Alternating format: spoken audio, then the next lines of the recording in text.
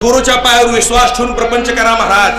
तुमच्या प्रपंचाचा गाडा देव वडल्याशिवाय राहणार नाही. क्षणोक्षणी हाची करावा विचार आणि तळावया पार. गुरु उठले महाराज आणि त्या ब्राह्मणाच्या घरातनं बाहेर पडल्या गुरुने विचारलं, एवढ्या सुंदर मी घेवड्याच्या शेंगा खाल्ल्या, ती घेवड्याच्या शेंगा कुठनं आणला तुम्ही? ही नव्हता बाबा, आमच्या घरापुढेच घेवड्याचे याल आहे. अरे बाबा काय सुंदर घेवड्याचे याल आहे म्हणले. गुरु त्या घेवड्याच्या याला जवळ गेले आणि याला धरले मुळा सकट उपसले.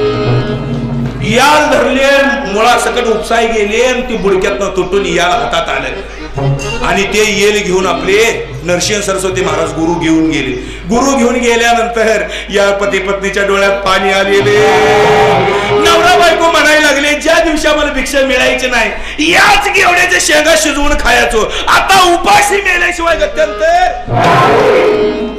काय केले देव राया आणि पाठी लावली सर माया. डोळ्यातनं पाणी आलं महाराज. पण या दोघांना माहित होतं बहुतेक आपलं कुठेतरी वर्म चुकलं असावं, म्हणून आपल्याला भगवंतांनी ही शिक्षा दिल्या. काय आपलं चुकलंय जाऊन पळत गुरुला विचारावं म्हणून दोघं पती पत्नी गेले आणि गुरुला लोटांगण घातले. गुरुदेवा, आता तुम्ही आमच्या घेवड्याचं शेंग याल तर उपसून घ्यायला लागलाय, आता आम्ही जगायचं कसं? आता आम्ही जगावं का मरावं? आम्हाला सांगा काय करू द्या, सांगा मी काय